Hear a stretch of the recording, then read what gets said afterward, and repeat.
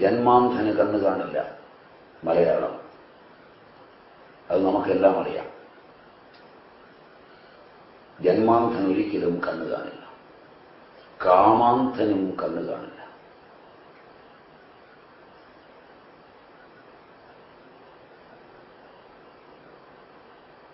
കണ്ണ് കാണുമായിരുന്നെങ്കിൽ നാം ഉന്നതരെന്ന് വിളിക്കുന്നവരൊന്നും പത്രവാർത്തയ്ക്ക് ഇടം നൽകുമായിരുന്നില്ല.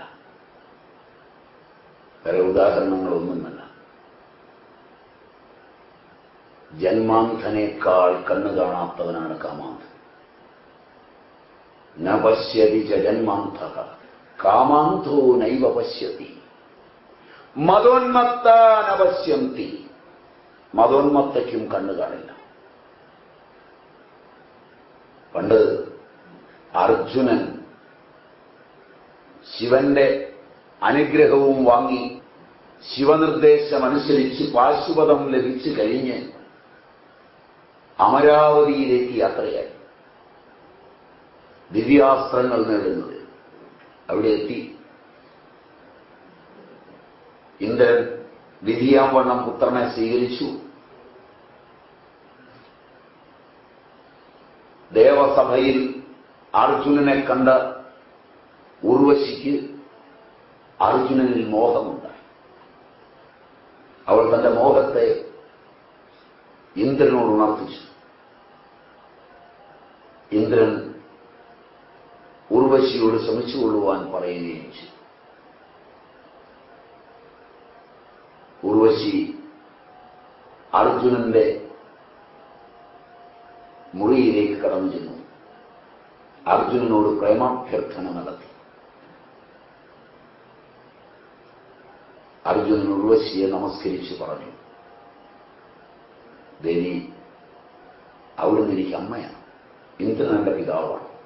അവിടുന്ന് എനിക്ക് അമ്മയാണ്. മാത്രവുമല്ല, ഞാനിവിടെ അതിഥിയാണ്.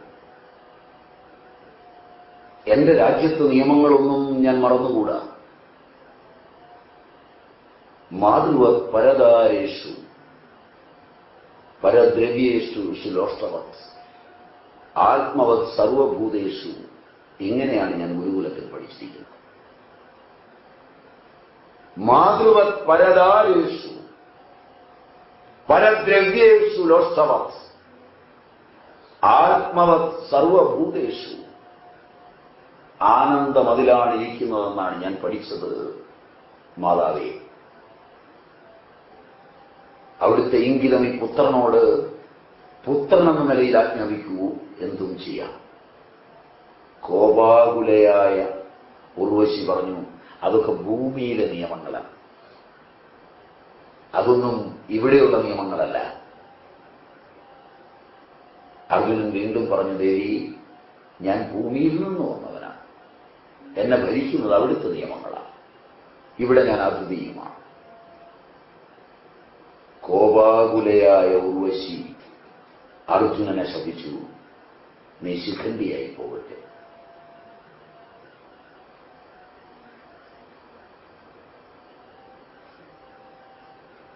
ഇന്ദ്രനെത്തി.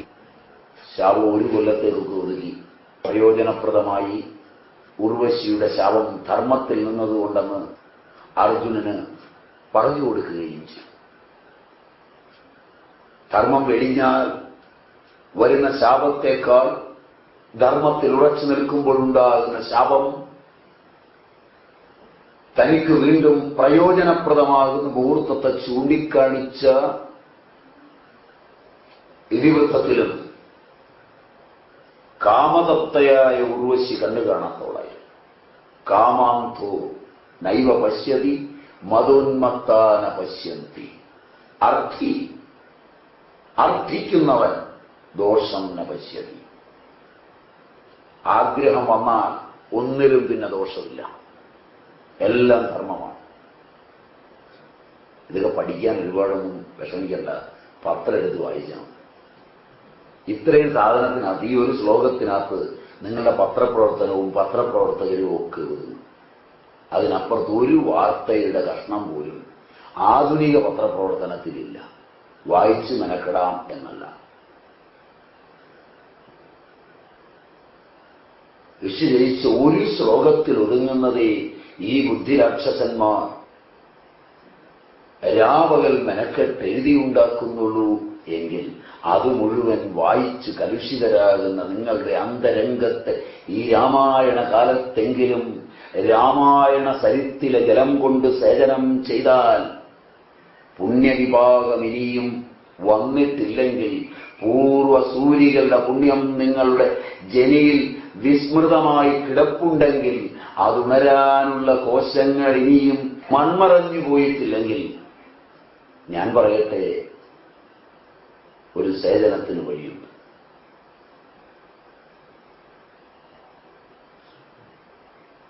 ശൂർപ്പണഖ ജന്മാന്ധയല്ല, കാമാന്ധയ, മതോന്മത്തയ. കാമാന്ധയുടെ രൂപഭാവങ്ങൾ ജന്മാന്ത്യത്തെക്കാൾ അപകടകരമായ അവസ്ഥയിലേക്ക് വളരുമ്പോൾ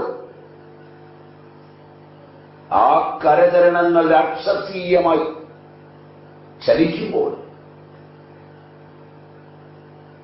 കരദൂഷണ തൃശ്ശിരക്കളെത്തുന്നതും രാമൻ അവരെ കൊല്ലുന്നതും നാം കണ്ടു. ശൂർപ്പണഖ അലമുറയിട്ട് രാവണ സദസ്സിലെത്തി. അന്ധയായവൾ, കണ്ണുകളല്ല, വീണ്ടും സമസ്ത ഇന്ദ്രിയങ്ങളും കാമത്താൽ തപ്തമായി, കാമം പ്രതിഹതമായി ക്രോധമായി, ക്രോധം സമ്മോഹമായി, സമ്മോഹം സ്മൃതിവിഭ്രമമായി, സ്മൃതിവിഭ്രമം സർവനാശമായി വികസിച്ചു വളർന്നു നിൽക്കുന്ന ശൂർപ്പണഖ രാവണന്റെ രാജധാനിയിലെത്തി അലമുറയിൽ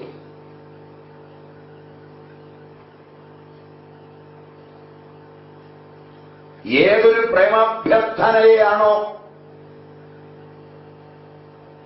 രാമൻ നിഷേധിച്ചത്, ലക്ഷ്മണൻ തകർത്തെറിഞ്ഞത്, അത് തകർത്തെറിയുവാൻ കാരണഭൂതമായ രാമന്റെ പ്രേമഭാജനത്തെ രാമനിൽ നിന്നകറ്റി വിരഹാതുരത്വത്തിന്റെ തലങ്ങളിലേക്ക് എത്തിച്ച് സീതാരാമന്മാരെ പീഡിപ്പിച്ച് തന്റെ മനസ്സിനെ രതിമൂർച്ഛയിലെത്തിക്കുവാൻ തനിക്കനുഭവയോഗ്യമല്ലാത്ത രാമനെ തന്റെ അന്തർഗതങ്ങളിൽ പീഡിപ്പിക്കുമ്പോൾ തനിക്കനുഭവയോഗ്യനാകാൻ കഴിയാത്ത വിധം രാമൻ ഏതൊരു തരുണീമണിയുടെ പ്രേമത്താൽ നിലകൊണ്ടുവോ ആ പ്രേമപ്രകർഷത്തെ തൂത്തെറിഞ്ഞ് ആ സ്ത്രീയെ പീഡിപ്പിക്കുന്നതിലൂടെ തന്റെ ചിരകാല അഭിലാഷത്തെ സാധിച്ചെടുക്കുവാൻ ഓടുന്ന സ്ത്രീത്വത്തിന്റെ രാക്ഷസീയ മുഖം അവക്രമായി അവതരിപ്പിക്കുന്ന ഋഷി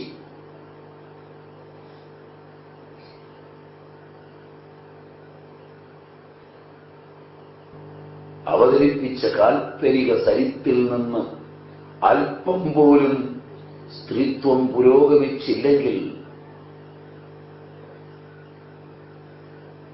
പൗരാണികതയ്ക്കു നേരെ നിങ്ങൾ പല്ലിക്കുന്നത് നിങ്ങളുടെ വക്രമായ മുഖം പുരാണത്തിന്റെ കണ്ണാടിയിൽ കണ്ടിട്ടു മാത്രമാണെന്ന്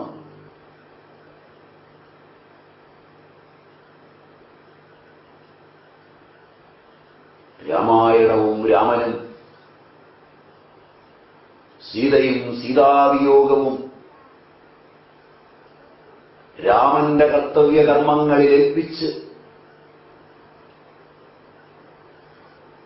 രാമനെ തൂക്കിലെത്താൻ ആധുനിക സ്ത്രീത്വം ഫെമിനിസത്തിലൂടെ മുന്നേറുമ്പോൾ സീതാവിയോഗത്തിന്റെയും സീതാപീഡനത്തിന്റെയും ചരിത്രങ്ങൾ അയോധ്യയിലെ രാജകീയ മന്ദിരങ്ങളിലെ അന്തഃപുരങ്ങളിൽ കൗസല്യയിലും കൈകേയിയിലും മന്ധരയിലും നിറഞ്ഞു നിന്നാടി തിമിർത്ത് ഘോരകാന്താരത്തിലേക്ക് ചരിത്രം വലിച്ചെറിയപ്പെട്ടു പോകുമ്പോൾ നിശബ്ദം, നിർമ്മമം, നിരീഹം, നിർമ്മലം അതിനെ തന്റെ ത്യാഗഭൂവിലുയർത്തി ജ്ഞാനത്തിന്റെ മറുകര കാണുന്ന സീതാസങ്കല്പങ്ങൾക്ക് മുമ്പിൽ അസ്തതേജസ്സായി നിൽക്കുന്ന ആധുനിക സ്ത്രീത്വം വീണ്ടും സീതയെ വിരഹാകൃതിയിലേക്ക് വലിച്ചെറിയുന്ന കാമദത്തയായ ശൂർപ്പണഖയുടെ കഠിനഹൃദയത്തിന്റെ അംഗതലങ്ങളെ ആധുനികമെന്ന പേരിൽ താലോലിക്കുകയും രാമനെ സീതാവിരഹത്തെ ചൊല്ലി പീഡിപ്പിക്കുകയും ചെയ്യുന്ന പൗരുഷപീഡനത്തിലേക്ക് വളരുന്ന ആധുനിക ഫെമിനിസത്തിന്റെ അന്തരാളങ്ങൾ അന്നേ അറുത്തു മുറിച്ച ഋഷികാവ്യത്തിന്റെ മനോഹാരിത നിങ്ങളെയും നിങ്ങളുടെ സമസ്യകളെയും നിങ്ങളുടെ സങ്കല്പങ്ങളെയും ഉല്ലംഘിച്ചിന്നും നിലകൊള്ളുന്നുവെങ്കിൽ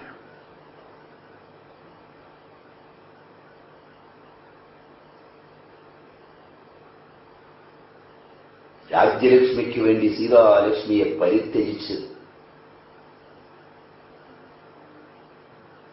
ലോകം പൂജിക്കുന്ന രാമനായി വളരുന്നതിനേക്കാൾ ചെങ്കോല് വലിച്ചെറിഞ്ഞ് പ്രേമഭാജനത്തോടൊപ്പം പോയ ജെയിംസ് രണ്ടാമനെ പൂജിക്കുന്നു എന്ന് പറയുന്ന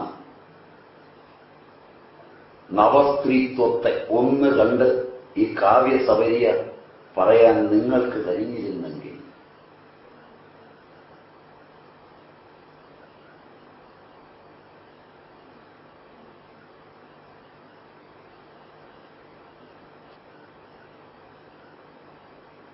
പൂർവസൂരികളുടെ ശോഭന പ്രതീകങ്ങൾക്ക് എന്തെന്ത് ചമൽക്കാരങ്ങളുണ്ടെന്ന് തിരിച്ചറിയാതെ അവയെ ചവിട്ടിത്തേച്ച് കടന്നു പോകുമ്പോൾ കനകം വിളഞ്ഞ നാട്ടിൽ അത് വലിച്ചെറിഞ്ഞ് കാജത്ത സ്വീകരിക്കുന്ന ആധുനികന്റെ അർത്ഥശൂന്യതയ്ക്ക് മുമ്പിൽ മാനവചേതന എന്നും പകച്ചു നിന്നിട്ടുണ്ട്.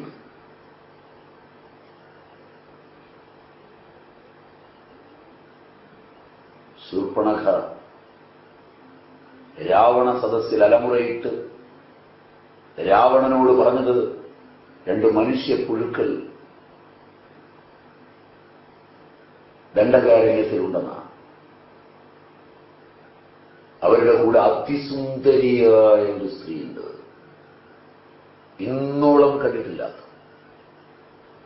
ലോകം ഇന്നോളം ദർശിച്ചിട്ടില്ലാത്ത സൗന്ദര്യം സ്ത്രീത്വമാണെങ്കിലത് മുഗ്ധമനോഹരയായ സീതയാണെന്ന് രാവണനെ പ്രലോഭിപ്പിക്കുന്ന ഒരു ശൂർപ്പണഖ.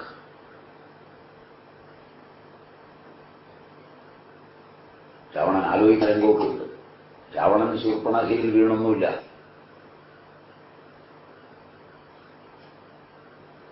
എന്നാൽ രാവണൻ പുറപ്പെടുകയും ചെയ്തു. രാവണൻ ആലോചിക്കുന്ന ഒരു രംഗവും ഇതവനായിരിക്കണം ഞാൻ കാത്തിരുന്നവൻ, അവനാണെങ്കിൽ മോക്ഷം, അവനല്ലെങ്കിലോ മനുഷ്യ സ്ത്രീയായ സീത എനിക്ക് വശം. രാവണൻ നേരെ പോയത് മാരീചന്റെ അടുക്കലേക്കാണ്. രാവണനെ കണ്ടപ്പോൾ തന്നെ മാരീചൻ ഭയന്നു. കാരണം രാ കണ്ടാൽ ഭയക്കുന്നവനാണ് മാരീചൻ. രാമൻ എന്നൊന്നും പറയണ്ട, രാജാവിന്റെ രാ കേട്ടാൽ മാരീചന് പേടി വരും, മിക്കവാറും പെടുക്കും. രമണി എന്ന രാ കേട്ടാലും മാരീചൻ വിഷമത്തിലാവും. കാരണം മാരീചൻ രാമബാണത്തിന്റെ എച്ചിലാണ്. പണ്ട്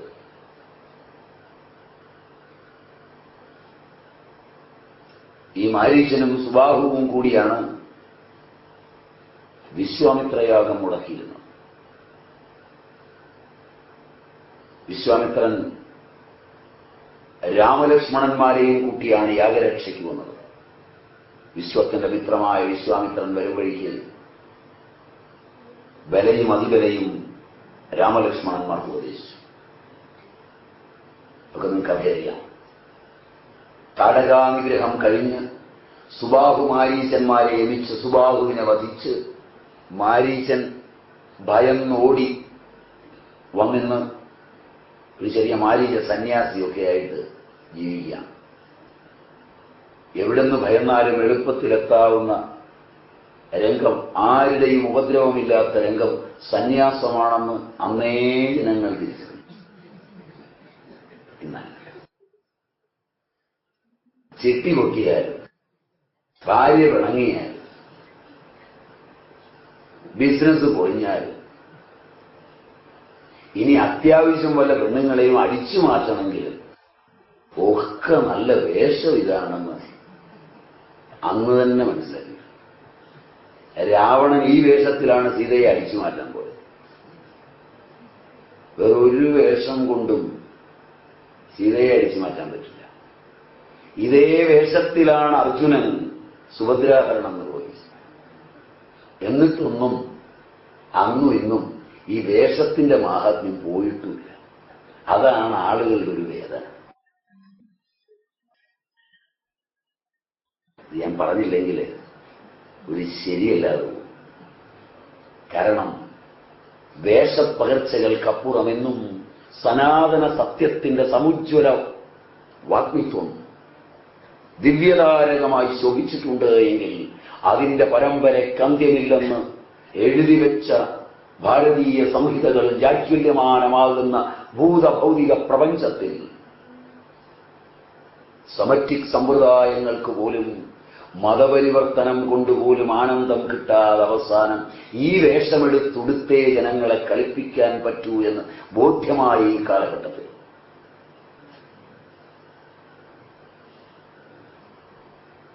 മാരീചനും ഓടിപ്പോയി ഒളിച്ചത് അങ്ങനെയാണ്. ഇനി വലിയ ശല്യമൊന്നും വേണ്ട, സ്വസ്ഥം വനവാസം. പക്ഷെ അങ്ങനെയൊക്കെ ആണെങ്കിലും നാമം ജപിക്കുമ്പോഴും പുറത്തുനിന്ന് എവിടുന്നെങ്കിലും രാമെന്ന് കേട്ടാൽ മാരീചനൊന്ന് പറയും. ആ മാരീചന്റെ സവിധത്തിലാണ് രാവണൻ. രാവണൻ മാരീചനോട് കാര്യമൊക്കെ പറഞ്ഞു. മാരീചൻ ഉപദേശിക്കാനൊക്കെ നോക്കി. നീ വിചാരിക്കുന്ന പോലെ അത്ര എളുപ്പമല്ല പൊന്നുമോനെ. മരുമകനെന്നാണ് വിളിച്ചത്. അനന്തരവനാണ്, അമ്മാവനാണ് മാരീചൻ. അമ്മാവനോട് കാര്യമൊക്കെ ചോദിച്ചു. അമ്മാവൻ പറഞ്ഞു, മോനെ അത്ര എളുപ്പമല്ല നീ വിചാരിക്കുന്നത്. നിനക്കറിയാൻ വിചാരിച്ചു, എനിക്ക് രാമബാണത്തിന്റെ ചൂടറിയാം, നിനക്കറിയില്ല കേട്ടോ. അതുകൊണ്ട് നീ പോയി മര്യാദയ്ക്ക് ലങ്കയിൽ പോയിരുന്ന് രാജ്യമൊക്കെ ഭരിക്കുക. ഈ ആഗ്രഹമൊക്കെ എന്ന് വിഴിഞ്ഞ് ഇതത്ര നന്നല്ല. എന്റെ ആഗ്രഹം സാധിക്കുന്നോ അതോ എന്റെ വാളിന് ഊണാകുന്നോ എന്നാണ് അടുത്ത ചോദ്യം. മാരീചൻ ആലോചിച്ചു, ഏതായാലും ഈ ദുഷ്ടന്റെ കൈകൊണ്ട് മരിക്കുന്നതിനേക്കാൾ നല്ലത് ഈ മരിക്കുകയാണെങ്കിലും ഒരുമാതിരി അന്തസ്സുള്ളവന്റെ കൈകൊണ്ട് മരിക്കുകയാണ്. അതുകൊണ്ട് മാരീചൻ പുറപ്പെടുക. മാരീചൻ അവിടെ എത്തി. സീത സവിധത്തിൽ നിന്നും രാമനെ അകറ്റി. രാവണൻ സീതയെയും കട്ടുകൊണ്ടുപോരുകയാണ്. ഇവിടം വരെയാണ് ശൂർപ്പണഖയെ നമുക്കാവശ്യം.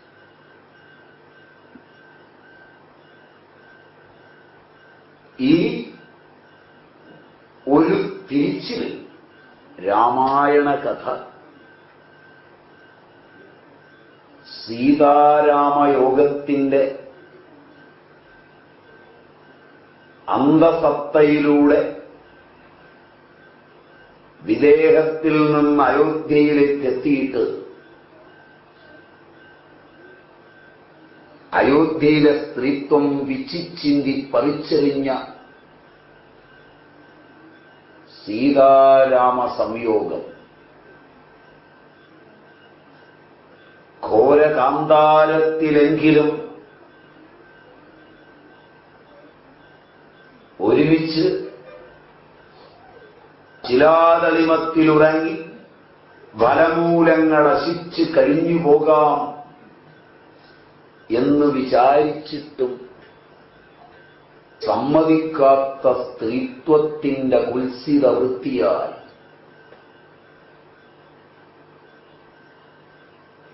രാമസീതാമാർ വേർപെട്ട് രാവണൻ അപഹരിച്ചു കൊണ്ടുപോയി. തുടർന്നുള്ള കഥയ്ക്ക് മുഴുവൻ ബീജമായി ശൂർപ്പണഖയും, ശൂർപ്പണഖയുടെ കഥയ്ക്ക് പോലും ബീജമായി മന്ധരയും നിലകൊള്ളുമ്പോൾ ഇതിഹാസ കവി രാമായണ കഥാതന്തുവിനെ വിഷമയമായ ലോകങ്ങളിലൂടെ കൊണ്ടുപോയതത്രയും സ്ത്രീത്വത്തിന്റെ അകത്തളങ്ങളിലെ കാമതപ്തമായ വൈകാരികതയുടെ ഫലം മാത്രമാണെന്ന് സൂചിപ്പിക്കുമ്പോൾ അന്നും ഇന്നും എന്നും ഈ ഭൂതഭൗതിക പ്രപഞ്ചത്തിലെ സമസ്ത യുദ്ധങ്ങളുടെയും സമസ്ത വക്കാണങ്ങളുടെയും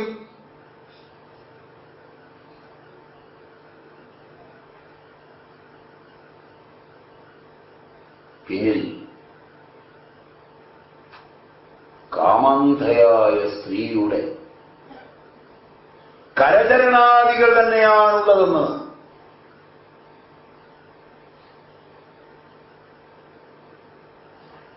ശപിക്കപ്പെട്ട അമ്മാതിരി സ്ത്രീത്വത്തിന്റെ പിടിയിൽ പെടാതിരിക്കുവാൻ ഭാഗ്യം ചെയ്തവർക്കു മാത്രമേ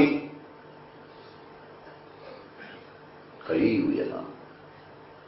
സാക്ഷാൽ നാരായണൻ മഹാവിഷ്ണു പോലും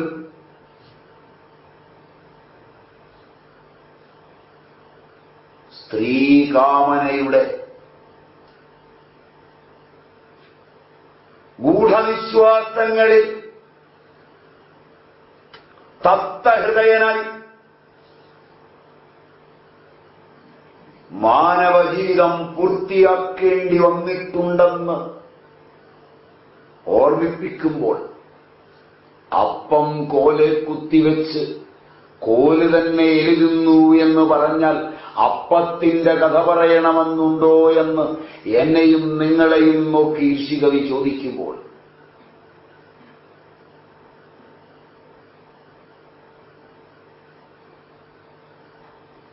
കുട്ടപ്പ, അയോധ്യയിലെ ഒരു മന്ധരയും ലങ്കയിലെ ഒരു ശൂർപ്പണഖയും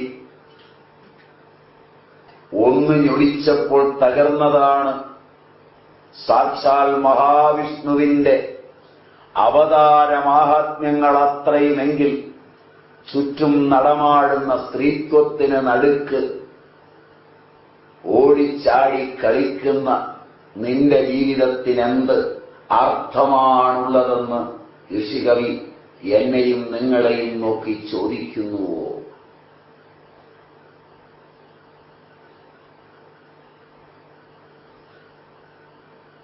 ഈ ചോദ്യത്തിന്റെ അടിയൊലി കാതുകളിൽ മർമ്മരങ്ങൾ ഉളവാക്കുമെങ്കിൽ മാനവചേതന മുക്തിയുടെ സോപാനത്തിലേക്കുയരാതിരിക്കില്ലെന്ന് ആർക്കാണറിയാത്തത്?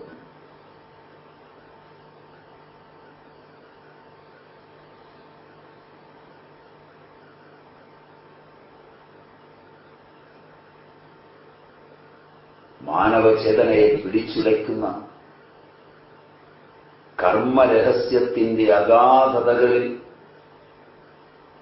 സ്ത്രൈണ ജീവിതത്തിന്റെ വമ്പും വീറും ഊടും പാവുമായി പാകി വരച്ച ഈ ചിത്രത്തിൽ എങ്ങനെയായിരിക്കണം സ്ത്രീയെന്ന് സ്ത്രീയോടും എങ്ങനെയായിരിക്കണം സ്ത്രീയെ സങ്കല്പിക്കേണ്ടതെന്ന് പുരുഷനോട് ഒരുപോലെ സൂചിപ്പിച്ച ഋഷി കവി ഒരു സതീരത്നത്തെ ഇതിനപ്പുറം നമുക്ക് തന്നു. അവളുടെ ചരിതം രാമായണവുമായി.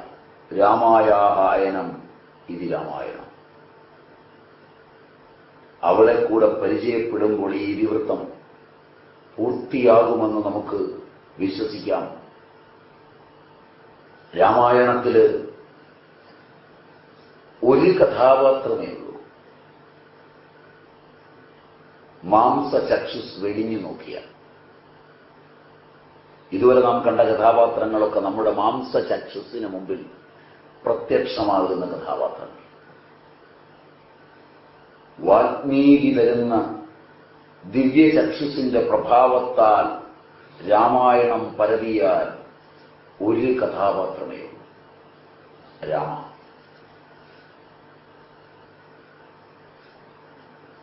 ജനകനന്ദിനി. രാമൻ